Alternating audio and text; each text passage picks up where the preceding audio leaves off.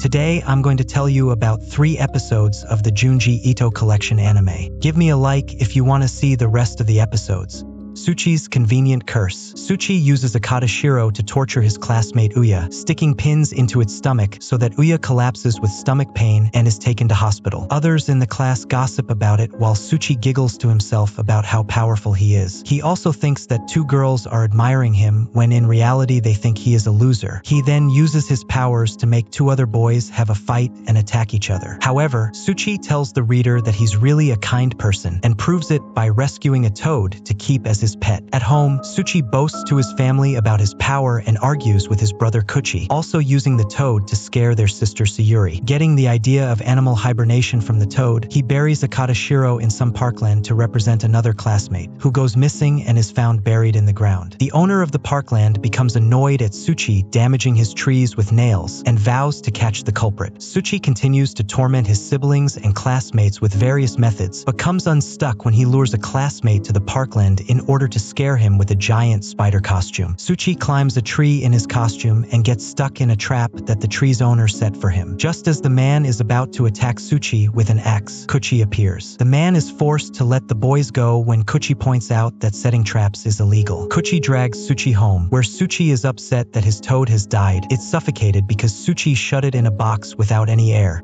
A doll's hellish burial. In this story, children have begun falling victim to early-onset doll's disease, which causes them to slowly turn into doll-like structures incapable of movement or speech. When a young girl named Maria falls victim to the disease, her parents try to console themselves with the thought that she will always look like a beautiful doll and can remain with them forever. They cannot understand why the parents of other victims of the disease throw their children away. However, when Maria continues to grotesquely decay and mutate, including growing tentacles and hideously elongated limbs, her parents are forced to finally lay her to rest.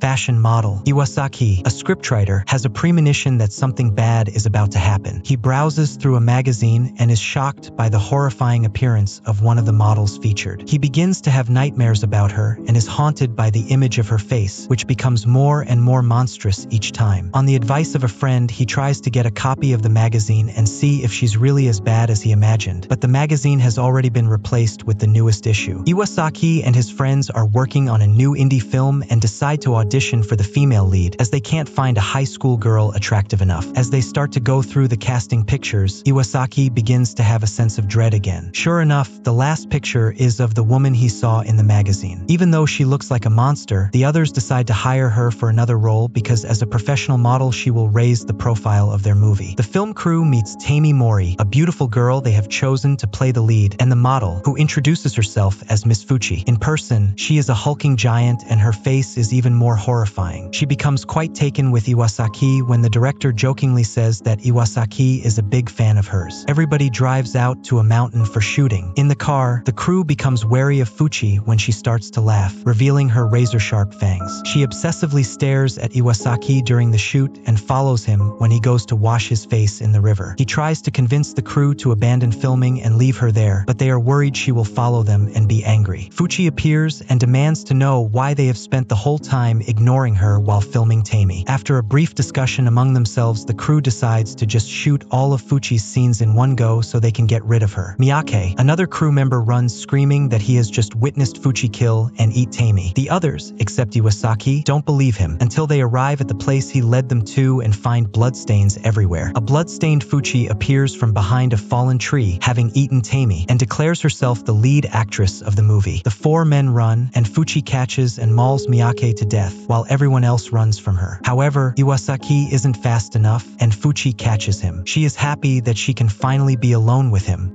Long dream. A girl named Mami is in hospital where she is awaiting brain surgery. She claims that the personification of death has visited her and that she is going to die soon. She pleads with Dr. Kuroda to save her, but Kuroda believes she is delusional. The man who visited her is actually another patient, Tetsuro Makoto. Makoto has horrific nightmares which, although lasting only one night, are the equivalent of a year or more in his dream. The doctors have no idea what to do with him, but each night, his dreams become 1 year longer. Over time, time, events that happened yesterday now seem like 50 years or more ago to him, and he begins talking as if he came from a different century. He ages to look like an extremely old man. One day, Makoto wakes up screaming for mommy. He says that she is his wife whom he met in the hospital, and they have now been together for thousands of years. Kuroda realizes that Makoto dreamed of her as his wife after he first saw her in her room. Makoto calls for mommy and goes to her room, but she screams and declares that death has come back to get her. Kuroda is able to explain to Makoto that his life with mommy was yet another dream. Shortly after this, Makoto records his longest dream yet. When dawn breaks, his body shatters into a pile of crystals, his body having grown too old to keep pace with his dreams. Kuroda studies the crystals but can't find a link to Makoto's condition. Mommy begins to have long dreams like Makoto, and when questioned, Kuroda admits he administered parts of Makoto's remains to her. He reasons that since she fears death and thus nothingness, reaching a state of eternal dreaming will enable her spirit to live forever. He has become obsessed with his research and believes that eventually all of humanity will want to enter the endless dream.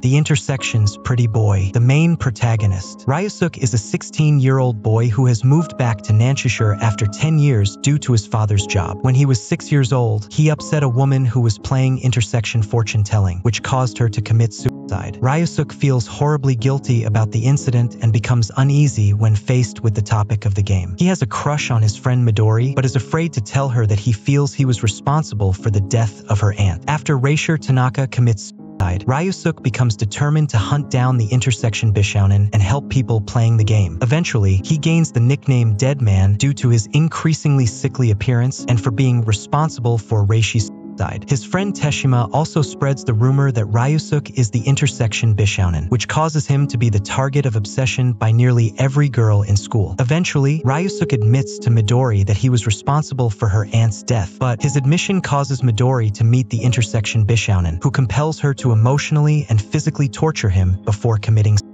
After finding out more details about the intersection Bishounen and the woman's death, Ryusuke goes to kill him. He is seemingly killed by the ghosts of the girls who played the game and the intersection Bishounen, but in the end, he becomes the white-clothed pretty boy who spreads happiness to girls playing the games. Slug Girl. Ri notices her usually talkative friend Yuko begins to have difficulty talking and has become very quiet. When she stops showing up at school, Ri visits her house. No one answers the doorbell, so she decides to go around the back of the house and finds Yuko's parents frantically squishing and throwing salt at the slugs that are everywhere. Yuko's mother leads Ri to Yuko's room, where she is sitting in bed with a face mask on. Yuko's mother mentions that the doctor only found Yuko's mental health to be weak. When she asks to look into Yuko's mouth, Yuko refuses. The next day, Ri returns to find Yuko's mother panicked and sees that Yuko's tongue has turned into a slug. Ri runs away and never returns to that house. She talks about hearing the lengths Yuko and her parents went through to get rid of it. They try cutting off her tongue, but it grew back. Unable to eat, Yuko becomes very sickly, and her parents decide to bury Yuko in a bathtub of salt. She does not resurface, and her parents reach in to grab her, but they grab only her clothes. Yuko seemingly vanished. They find her head in the tub, her body shrunk to a tiny size because of the salt. However, the slug emerges from Yuko's mouth still alive and crawls away, her head still attached almost like a snail's shell. Surprisingly, Yuko remains alive and was seen to open her eyes, giving a sad look. Thanks for watching. Don't forget to subscribe and write in the comments if you want to see the continuation.